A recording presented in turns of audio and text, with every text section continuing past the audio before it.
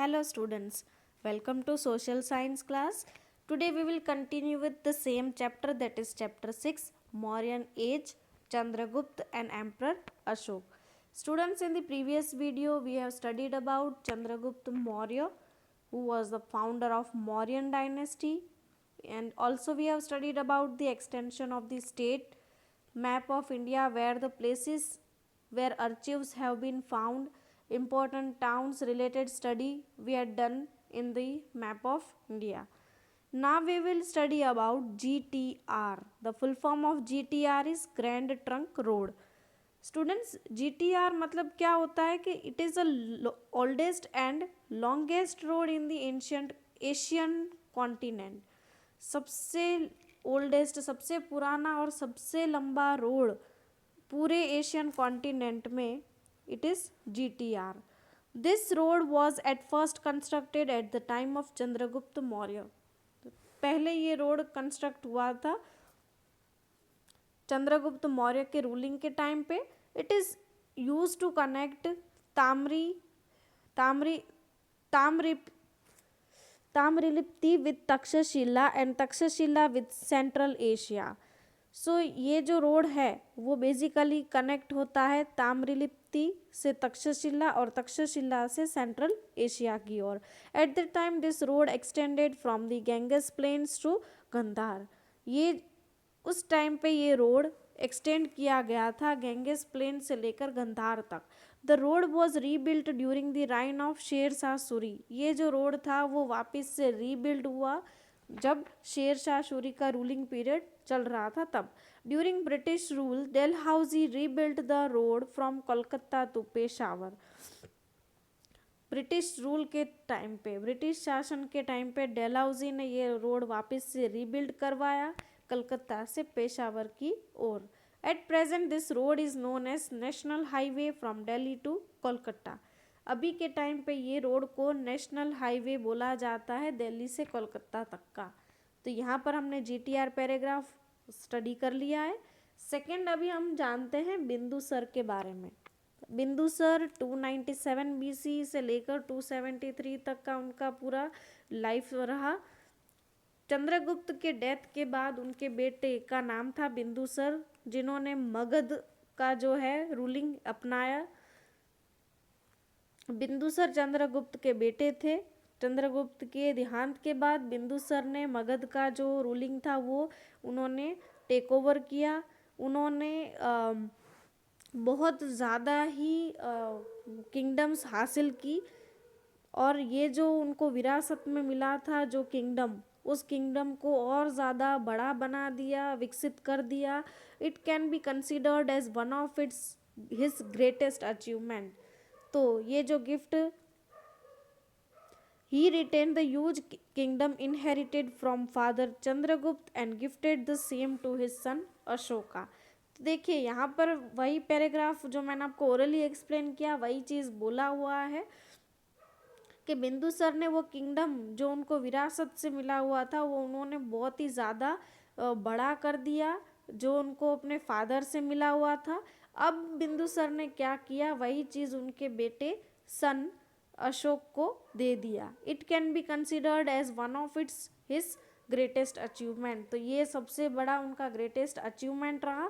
During the rule of Bindusar, Prince Shushim was appointed governor of Takshashila and Prince Ashok of Avanti.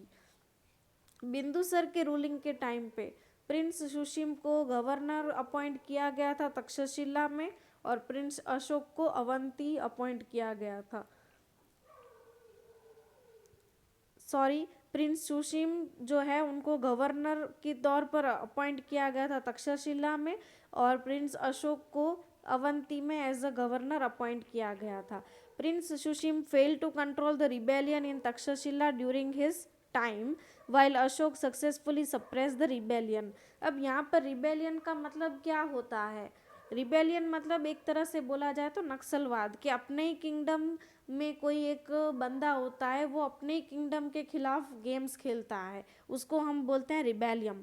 तो यहाँ पर सुशीम जो है वो असफल रहे कि वो रिबेलियन को ढूंढ पाए और उनको कंट्रोल कर पाए, इसलिए उनको काफ़ी लॉस रहा. जबकि अशोक जो थे उन्होंने रिबेलियंस ढूंढ लिए, उन पे कंट्रोल करना शुरू कर दिया, इसलिए वो बहुत ही आगे बढ़ते गए. Bindusar did not conquer any new territory during his reign but maintain friendly relations with Greek kings. Bindusar ने बहुत सारे न्यू टेरिटरीज के साथ उन्होंने वॉर नहीं किया, लेकिन जो ग्रीक के किंग्स थे उनके साथ बहुत ही अच्छे फ्रेंडली रिलेशंस मेंटेन रखे. He reigned on the throne of Magadha for about 25 years. उन्होंने मगध पर रूलिंग 25 ईयर्स तक किए. Moving forward, emperor Ashoka. After the death of father Bindusar, Ashok had clashes with his elder brother Shushim and half brother step brother. Bindusar के death के बाद अशोक जो है उनके अपने खुद के एल्डर ब्रदर सुशिम और उनके स्टेप ब्रदर्स के साथ बहुत सारे क्लैशेस रहते थे, मनमुटाव रहते थे. Thus he came to power, but his coronation was done after 4 years in Pataliputra. इसलिए वो रूलिंग के लिए आ गए, बट उनका जो कोरोनेशन है वो 4 साल के बाद जो स्टेट कैपिटल है पाटलिपुत्र वहाँ पर किया गया था. After the coronation Ashok increase the royal inheritance inherited from his father.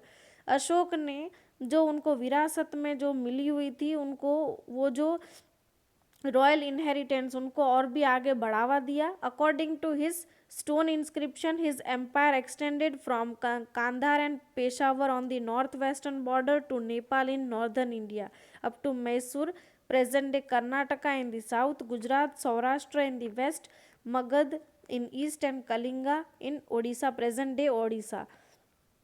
तो यहाँ पर उन्होंने क्या किया, स्टोन इंस्क्रिप्शन किया. उनका पूरा जो एम्पायर है वो पूरा रूलिंग कहाँ तक किया, कांधार, पेशावर नॉर्थ में, नॉर्थ वेस्टर्न बॉर्डर से लेकर नेपाल इन नॉर्थ इंडिया तक, मैसूर इन दी साउथ, गुजरात सौराष्ट्र इन दी वेस्ट और मगध इन ईस्ट, कलिंगा.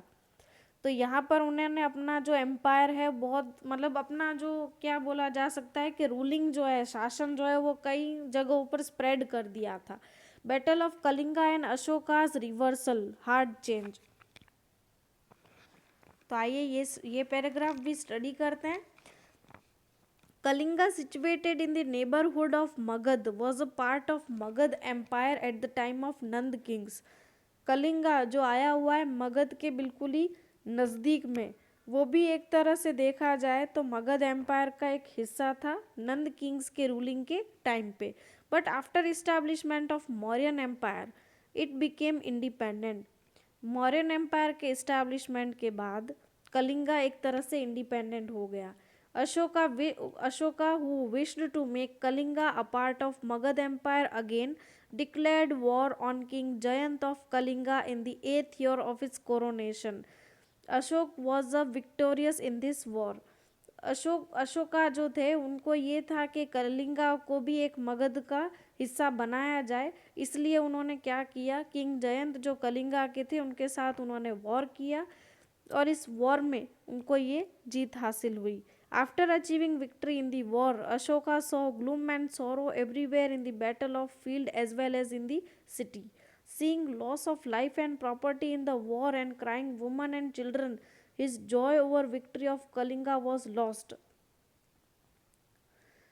जब कलिंगा वॉर में अशोक ने जीत हासिल की, तब उन्होंने ये देखा कि एक जगह पर बहुत ही खुशी का माहौल है और एक जगह पर बहुत ही दुख का माहौल है. काफ़ी लोग जो है जैसे कि वुमन है, उनके बच्चे हैं, वो अपने हस्बैंड या तो अपने घर के जो मेन पर्सन्स हैं उनकी डेथ देकर या उनकी लाइफ जो लूज़ हुई है उनको देखकर या तो प्रॉपर्टी को देखकर वो बहुत ज़्यादा दुखी है. और एक तरह से कलिंगा की जीत की भी एक खुशी है. तो ये देखकर अशोका जो है वो जीत की खुशी भूल गए. उन्होंने जो वो जीत जो थी उनकी वो सौरों में कन्वर्ट हो गई, क्योंकि आफ्टर ऑल ये वॉर से काफ़ी लोगों की लाइफ भी नुकसान में गई. His peace of mind was lost. उनकी मन की जो शांति थी अशोका की वो भी बिल्कुल ही गुम सी हो गई. Ashoka's heart was filled with feelings of remorse and regret over the war. Ashoka का जो दिल था वो हृदय जो था वो ऐसे लग रहा था कि जैसे उन्होंने ये वॉर करके बहुत बड़ी गलती कर दी है। उनको वो चीज़ का एहसास हो रहा था, उनको गिल्ट फील हो रहा था। He understood the futility of war and Kalinga war became the final war of his life. Ashoka ने ये चीज़ मन में ही बिठा दी थी, वो ये समझ गए थे कि ये लास्ट मेरा वॉर है, ये वॉर, इसके बाद वो वॉर कभी, ये मतलब देखा जाए तो एक तरह से फाइनल वॉर है उनकी लाइफ में। Buddhist monk Upagupta taught him to renounce his weapons and take up the scriptures। Buddhist के जो मॉन्क है उपगुप्त, उन्होंने अशोका को ये चीज़ समझाई कि वो वेपन्स को रिनाउंस कर दे और स्क्रिप्चर्स को अपनाए। Bye adopting Buddhism Ashok became a religious man from a diplomatic man. ऐसे ही अशोका ने उपगुप्त की बात सुनकर उन्होंने स्क्रिप्चर्स को अपनाया और अशोका ने जैसे रिलीजियस मैन बन गए डिप्लोमेटिक मैन से। Ashok was the first ruler who tried to convey his message to the people through his inscription. Ashoka एक पहले ऐसे रूलर होंगे जो अपने खुद के जो संदेश है या उनके मन में जो मैसेजेस है वो लोगों को इंस्क्रिप्शंस के द्वारा पहुंचाते थे। Language of most of Ashoka's inscriptions is in Prakrit and script in Brahmi. ये बहुत ही इम्पॉर्टेंट है। अशोका जो इंस्क्रिप्शंस में एनग्रेव कराते थे तो उनकी लैंग्वेज जो थी वो प्राकृत थी और स्क्रिप्ट वो लिखते थे ब्राह्मी भाषा में। तो Brahmi script, most of the scripts of modern India have developed from Brahmi script. Here you can see letter a in different shapes. तो ये देखिए यहाँ पर ब्राह्मी स्क्रिप्ट आपको देखा है। ब्राह्मी स्क्रिप्ट मतलब एक तरह से ऐसी स्क्रिप्ट जो ब्राह्मी लैंग्वेज में लिखी गई हो। तो देखिए अगर हम ए जो है यहाँ पर प्रारंभिक ब्राह्मी में ए ऐसे लिखते हैं, देवनागरी में ए ऐसे लिखते हैं, बांग्ला में ए ऐसे लिखते हैं, मलयालम में आप पिक्चर में देख पा रहे हैं, तमिल में ए लिखने का स्टाइल थोड़ा सा डिफरेंट है। आगे बढ़ते हैं। Ashoka's inscription describing the battle of Kalinga. Ashoka ने जो इंस्क्रिप्शन, मतलब एक तरह से बोला जाए तो उन्होंने स्टोन इंस्क्रिप्शन, मतलब एक तरह से स्टोन्स पे लिखावट करना।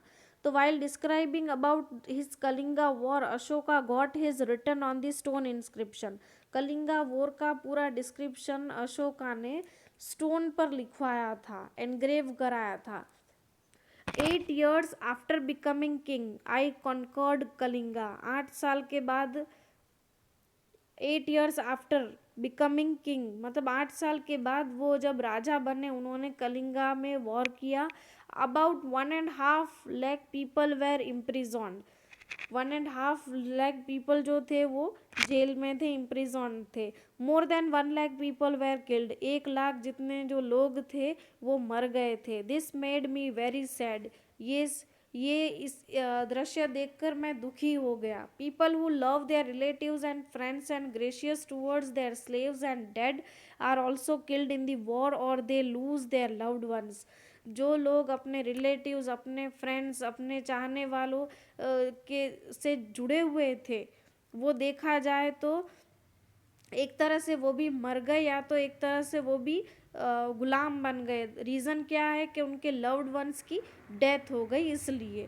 सो I am regretting now I have decided to follow dharma and teach other people its principle. इसलिए मैं यहाँ पर दुख व्यक्त कर रहा हूँ, मुझे गिल्ट फील हो रहा है, मुझे ऐसे हो रहा है कि मैंने बहुत गलती कर ली हो। ये वर्डिंग्स यहाँ पर अशोका ने यूज़ किए हैं। साथ ही साथ वो ये बता रहे हैं कि उन्होंने धर्म का मार्ग अपना लिया है और अभी यही धर्म को फॉलो करके वो दूसरे लोगों को भी इसी धर्म के सिद्धांत बताएंगे। I believe that winning people's heart through dharma is better than forcefully winning people. अभी मेरा ये मानना है कि लोगों के दिलों को जीतने के लिए धर्म एक सबसे बेहतर रास्ता है, ना कि जीत ज़बरदस्ती हासिल करना। I am craving this inscription as a message for the future so that after me, my son and even grandchildren do not think of indulging in war। मैं ये इंस्क्रिप्शन में इसलिए कार्विंग करा रहा हूँ ताकि मैं फ्यूचर में मेरे बच्चे या मेरे ग्रैंड चिल्ड्रन हो उनको ये मैसेज पहुंचा सकूं कि इसके बाद वो कभी भी वॉर ना करे. They should think about the ways in which they could spread धर्म. धर्म is Prakrit form of Sanskrit word धर्म. मतलब यहाँ पर जो DHAMMA था वो मैं इसको धर्म प्रोनाउंस कर रही थी, बट बेसिकली इट इज धाम. तो धाम का जो मीनिंग होता है वो धर्म ही होता है. तो बात ही एक ही हुई, बट सॉरी वहाँ पर मैंने प्रोनाउंसिएशन धाम के बदले धर्म कर दिया था. तो यहाँ पर लास्ट लाइन में उन्होंने ये लिखा है कि जो भी किंग बनता है उनको ये चीज़ देखनी चाहिए कि और कोई वे से लोगों के दिलों को जीत सके और साथ ही साथ वो धर्म को स्प्रेड कर सके.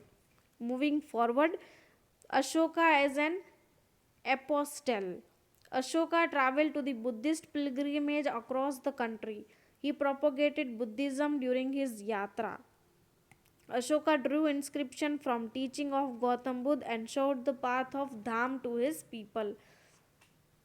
अशोका ने बहुत सारे बुद्धिस्ट के पवित्र स्थानों में पूरे कंट्री में उन्होंने ये चीज़ ट्रैवल की. ही प्रोपोगेटेड बुद्धिज़्म ड्यूरिंग हिज यात्रा. उनके पूरे यात्रा के दरमियान उन्होंने लोगों को बुद्धिस्ट के धर्म के बारे में प्रीचिंग्स दी उन्होंने. अशोका ने साथ ही साथ इंस्क्रिप्शंस में भी गौतम बुद्ध के बारे में लिखा हुआ है और लोगों को धर्म का रास्ता भी दिखाया हुआ है. He engraved inscriptions and pillar articles at various places in his empire. उन्होंने बहुत सारे inscriptions में carving करवाई है, pillar articles भी अलग अलग places में करवाए जब उनका ruling period था. To solve the problem of that time, Ashoka set up a religious department. कोई भी problems का solution निकालने के टाइम पे उस दौरान अशोक क्या करते थे, religious department भी उन्होंने सेटअप करके रखा था. Dham Mahapatra, appointed as the head of this department, propagated Buddhism among the people and worked to raise their moral standard. Dham Mahapatra, appointed as the head of the department. Head of the department कौन रहे थे? धाम महापत्र. Propagate, उन्होंने भी Buddhism का रास्ता दिखाया था और साथ ही साथ उन्होंने भी मॉरल स्टैंडर्ड्स को रेस करने के लिए वर्कआउट किया हुआ था.